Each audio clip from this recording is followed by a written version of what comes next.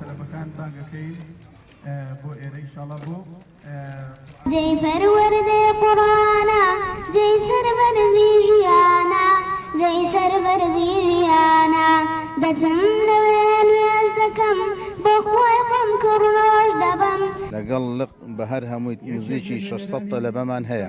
سوپاس بەخوای پەروەردگار ئەو تەلەبانەی کە هەمانە ئەلحەمدولله ئاستەکانی جیازیایمان هەیە، ئاستی منداڵان و نەوجەوانانیشمان هەیە لە داهاتووشدا ئینشاءڵڵا گەنجانیش و سەروی گەنجانی ئینشاءڵڵا بەتەماین وەریانگرێت. خی پەروەردگار لەو ماوە کەمەدا ینی لە ماوەی 1 ساڵدا کە توانیمان چەندین قوتابی پێ بگەێنین بە ئاستێکی باش لە ڕووی تەجویدی و فکری ئیسلامی و هەروەها ئەخلاقی ئیسلامی. ئەلحەمدولله خەڵکی دەڤەرەکەش هاوکارێکی باشمانە هەم لە ڕیشسپی و پیاومانقوڵ و هەم دام و دەستگا حکومیەکانیش. ئەلحەمدولله سوپاس بەخوای پەروەردگار.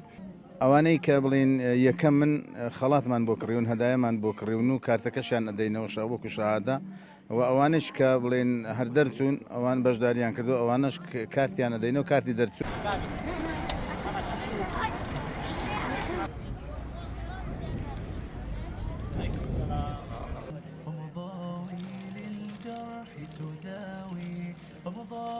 ئێستا سوڕەتێکتان بۆ دەڵێم سوڕەی ناس.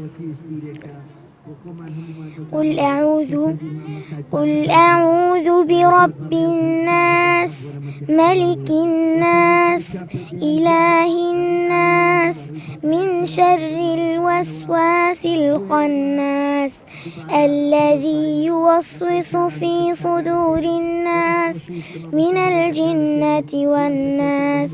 صدق الله العظيم.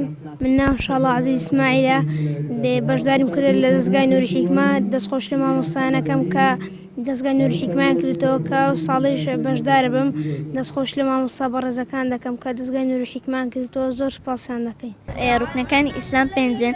یەکەم شهادە دەهێنی ئەشهد أن لا إله إلا الله وأشهد أن محمدا رسول الله. دووەم نوێژکردن. سێەم زەکاتدان. چوارەم ڕۆژوگرتن. پێنجەم حەجکردن. زۆر سپاس بۆ ئێوە، سپاس بۆ مامۆستاکانم. بەڕاستی ئەم خوڵێکی زۆر باش و چاکە.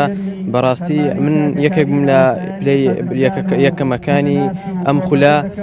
بەڕاستی هیوادارم تەلەبەکانی دیکەش هەوڵدن کۆشش بکەن بۆی ئەم پلە بەرزە بەدەست بێن و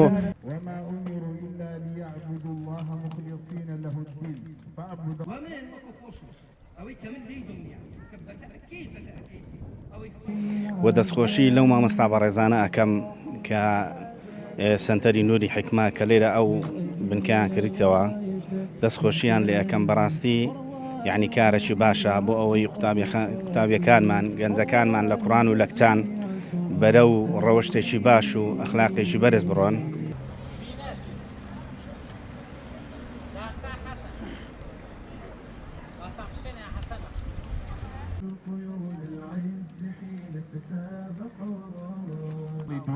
ساڵ یەکەممان بڕێ بە قوتابیە خۆش لە ڕێی دڵسۆزی بۆ دینەوە فێری دڵسۆزیان کەین بۆ خاک و نیشتیمان و